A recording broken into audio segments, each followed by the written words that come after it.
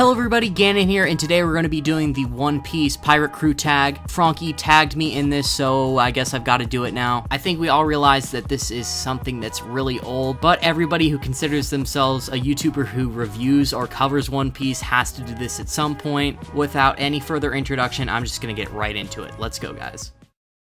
And bring along all your hopes and dreams. Together we will find everything that we're looking for. One Piece. Alrighty guys, let's start things by covering the rules. First up, you are the captain of your own pirate crew, and you must mention what your devil fruit ability is if you even have one, and it is allowed to be a fictional power, which is what I'm actually using today. Also, what role would you fill on your pirate crew besides the captain? You pick 12 One Piece characters. They could be canon or non-canon. 6 of them are supposed to be your main fighting force, and the other 6 are supposed to be support characters. There is one concrete rule: you are not allowed to have any Yonko on your crew, as you are going to be the captain of your own pirate crew seeking to achieve the One Piece, so you cannot have your main obstacle, the Yonko, be on your crew. It just doesn't make any sense. With the rules out of the way, let's get into what my devil fruit actually is going to be. A lot of people are just putting together crews with the strongest character combinations that they can think of, and I think that's kind of boring and not really unique. So for my pirate crew, I'm going to do my best to gather characters that I actually want to have on my crew, because since this is my journey and my attempt at getting the One Piece, I want to actually enjoy it. Something that I would compare my crew to is probably the Straw Hat crew, where I'm going to have a very few select people that have real strength on the crew, while the rest are just awesome, unique characters whose support abilities and other things are really going to complement the journey. Since there are going to be weaker people on my crew that I need to protect, I need a really awesome devil fruit that will help me with that. So what better fruit to use than my very own creation, the Boom Boom no Mi. The Boom Boom no Mi is basically a devil fruit that I came up in my fictional devil fruit video that I did with Frankie. It's a Paramecia class devil fruit that allows the user to be a sound-seeing human. When a user is able to perceive sound after having a continuous audio playing in their ear via headphones, they're able to use that sound as a medium of travel. Therefore, they're able to blink at sonic speed, they're able to punch and kick at sonic speed. It's a really overpowered devil fruit, and if this explanation wasn't good enough, you can go get some more context in my fictional devil fruit video. Alrighty guys, the name of my pirate crew is going to be the Boom Pirates, because we bring the boom, bitch! Here comes the boom. When the Boom Pirates are coming around the corner, they got their extremely fast, almost invincible, handsome captain, accompanied by their wide array of awesome crewmates. And I know this isn't really a part of the tag, but I am going to tell you what pirate ship from the One Piece universe I am going to be using, which is the Moby Dick, of course. Ever since I first saw Whitebeard ship the Moby Dick, I just love the theme of it. We need a giant-ass ship because we have 12 crewmates, and I'd like a lot of room. It's got that really cool paddle in the back. The head of the pirate ship is this giant, really cool-looking whale, and the blue whale is actually my favorite animal, so, you know, plus. Okay, now let's get into the actual members of the crew. First off, in the fighters division, we're going to start off with Roronoa Zoro. This comes to no surprise to anybody. I am probably one of the biggest Zoro fanboys of all time. He's going to be one of my main fighters, and by the end of our journey, I expect him to be second only to me. Right now, I believe Zoro to be mid-Yonko Commander level. He's one of the coolest characters in all of fiction to me, so there should really be no question as to why I would want this legend of a man on my crew. Next up at number 2, we have Charlotte Daifuku, and what can I not say about this beautiful man? Look at those round, plump shoulder guards. His whole character design is just beautiful. I want Daifuku on my ship because he just literally doesn't give a fuck about anything. Daifuku is a true gangster. This is the guy that totally bitch-slapped Pudding after she didn't straight up kill Sanji. Daifuku has the Puff Puff fruit, which enables him to summon a fucking genie with a giant halberd that is extremely powerful. On an occasion, it was able to overpower Sanji and cut a whole bunch of Tart ships in half. This man is a freaking stand user. How can I not want Daifuku on my crew? He's definitely my favorite crew member of the Big Mom Pirates besides Katakuri. I think he would be a nice addition to the fighters of my crew, so yep, I gotta have Daifuku on there. Next up, guys, we have Suru, but a young version of Suru, mostly because I want bad bitches on the Boom Pirates. Boom Pirates are all about the baddest bitches on our crew. And let me tell you, when Suru was a young Marine, nice. The user of the Washu Washu no Mi, a devil fruit that's literally able to hang enemies up to dry and cleanse them of their evilness. She's one of the most well-respected Marines coming out of the old era. Her ability is so competent that she was entrusted to follow the Don Quixote family.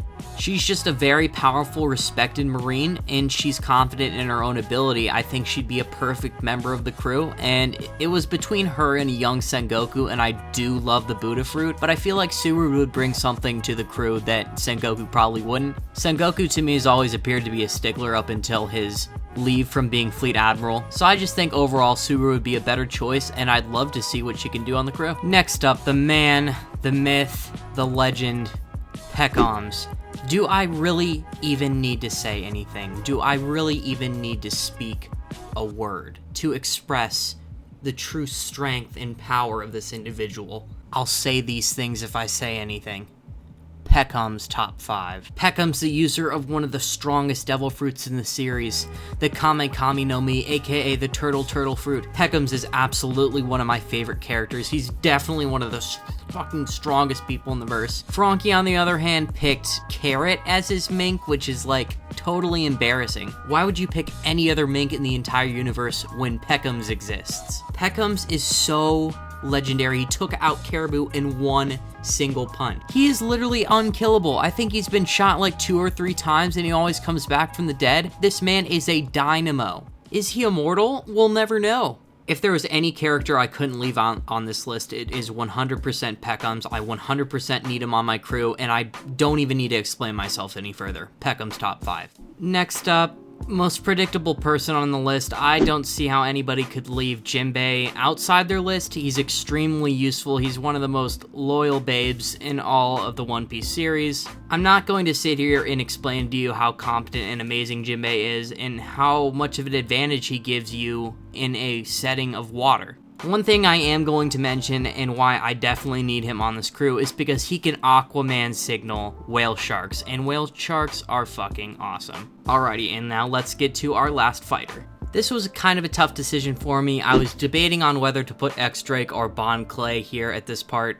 The Clone Fruit is definitely an interesting ability, very useful, and Bon Clay would have been an interesting character to have on the ship, but come on guys, can you really compete with X-Drake? He's definitely my favorite supernova at the moment. I'm super excited to see what he can do in Wano, because he's most definitely going to be there. I mean, come on guys. The man can transform into a dinosaur, basically a T-Rex. I know it's a poor depiction of a T-Rex, not exactly accurate, but I think that's what Oda was originally going for. It's a T-Rex. He's got a really awesome character design. He's really mysterious, and he hasn't really done anything that pissed me off like the other supernovas. He seemed to be probably the most competent one pre-timeskip, being able to compete with that of a pacifista. He's an ex-Marine, so that's definitely going to be useful. He's going to have a lot of useful information that would assist us in battling the Marines. I think it's just a no-brainer to have a really strong zone type like X-Drake on your ship, especially since the ancient zones are truly badass. I hope we get to see a saber-toothed tiger one when we get to Wano. But aside from that, yep, the last fighter that I'm going to put on my crew is X-Drake. With that, I think it's time to get onto our support characters. Let me preface this by saying that, for the most part, all of my support characters could defend themselves when need be, and I don't really know the exact specifics of support characters. I imagine these characters are able to support the main fighters and they're still allowed to fight to a degree. The first person on my support list is actually going to be Princess Manchuri. Princess Manchuri is the princess of the Tontada tribe. She is the user of the Chiu Chiu no Mi, aka the Heal Fruit, and it makes sense for her to be my ship's doctor because the Heal Fruit actually doesn't have a lot of boundaries besides the fact that I'm pretty sure there's a limit to how much Manchuri could use it at one point, and it's not able to just regenerate limbs. It's similar to the Ape Ape no Mi, where you need to have a limb, put it right back on the arm, sprinkle a little bit of juice there, and then Manchuri could clean it up just fine. Extremely useful ability. She's also able to repair inanimate objects like Crazy Diamond from JoJo's Bizarre Adventures, but at the cost of lifespan. But what the hell does lifespan even mean in One Piece anyway? Like, they always bring that up throughout the whole entire series, but is that even going to be a consequence to anybody in the main story? I don't really understand it. She's an absolutely adorable member of the crew, and I see people choosing people like Law, and then also now that we found out that Marco has the ability to heal with his devil fruit. Frankie did pick him to be a ship's doctor, which is pretty cool. But as I've said, I'm not trying to pick a whole totally OP crew. I'm trying to pick something a little bit, individual and unique here. So I'm going to go with Princess Manchuri. Next up, we have Kaku. He's going to be our shipwright. I was thinking that I would like to choose Frankie, at least pre-time skip Frankie, but then I thought that wouldn't come with like all the cool stuff they could do post-time skip, because if you don't know me, like, Frankie has the worst post-time skip design of any character in the whole series. They totally ruined the man. He looks horrible. Kaku, on the other hand, is one of my favorite antagonists of the entire series. One of the best fights against Zoro. He's hilarious. He's very skilled. In my eyes, he was second to only Rob Lucci when it came to CP9. He's got the Ushi Ushi no Mi model giraffe, and as Kaku said, giraffes are awesome. I love giraffes. Kaku seems to be able to fly and just not die whatsoever and be just plain out amazing. I love his personality, and I'd love to have him on my crew.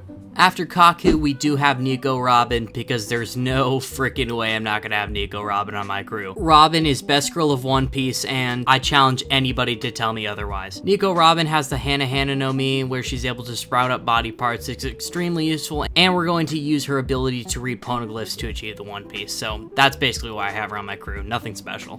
Coming in at number 4, we have Bartolomeo, the perfect support character, really. Mainly, I'm planning on using him to support the ship. Since we do have a very large ship, it's very vulnerable to cannonballs and general damage, so I'd mostly use his Bari Bari no Mi, his barrier fruit, to protect our ship on the sea. He's just a really great personable character that would be a lovely addition to the crew.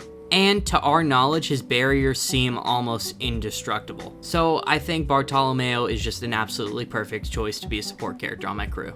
Next up, we have Taratsugu, and I bet a lot of you really don't know who this is, but I bet you have seen him before. Taratsugu is actually a character from the One Piece Kyoto promotional event that happened in Japan. He is the user of the Tori Tori no Mi model Nu, and he is one of the non-canon Mythical Zone users. Basically, he's able to turn into this thing called a Nu. It's a mythical creature that has like the body of a lion, the face of a monkey or something, and it's got a fishtail for some reason. It's absolutely sick, as you can see. Taratsugu's actually a protagonist in the Kyoto event. There is a little bit of lore to it. He's a really cool guy, a really good guy, so I guess that's a plus. He wouldn't fit into any traditional role, but the new form is actually quite large and has been said to carry multiple people on its back, and it is definitely capable of flight. Other than that, it has no other named abilities, so while he doesn't fit into like a traditional role on the ship, I am going to be using him for transportation and essentially being kind of like the ship's awesome badass mascot. I think Taratsugu is really that piece of the puzzle that makes our crew awesomely unique. He's a really cool character, and honestly, how much clout would you have to have him on your crew? The Nu looks absolutely sick. Last up, guys, we do have Perona coming in, because as I've said before, we're all about having the baddest bitches on our crew, and Perona is definitely a baddie. The user of the Horo Horo no Mi, she's able to project ghosts, which is a very strong ability. She's able to depress people and turn her ghosts into bombs for some reason. She's capable of astral projection, and she would be perfect for surveillance and gathering information. Perona could quite possibly become adept at navigating. She could use her ghost to maybe, fly up into the sky, check weather patterns, similar to how Nami, she does it instinctively, but I'm sure Perona could get used to it. She has an awesome character design. She's very personable and funny. I like all the interactions she has with Zoro and Mihawk, so I think she's a great last person to add to the crew as a support character. Also, guys, I don't know if I mentioned my other role besides the captain, but I think I'd imagine myself being the cook. I really do like cooking things. Cooking food for the whole crew would be pretty fun. Anyways, guys, that concludes every individual member of the Boom Pirates and their individual roles. Alrighty, I hope you enjoyed the Pirate Crew tag. This was pretty fun to make. People have been asking me to do this in the past, but you know, Frankie finally tagged me, so thanks to him for tagging me. I don't really have any other One Piece YouTuber friends or anything that I could tag, so I guess I'm just going to tag you guys, the viewers. Please go down in the comments and tell me who you'd have on your crew, what kind of devil fruit you'd have, and also tell me what you thought about my list. If it was good or bad, what would you change about it? Again, my favorite thing about this whole YouTuber thing is that I get to read comments from you guys. I'm really interested in what you have to say. With that, guys, I'm going to have to see you in the next one.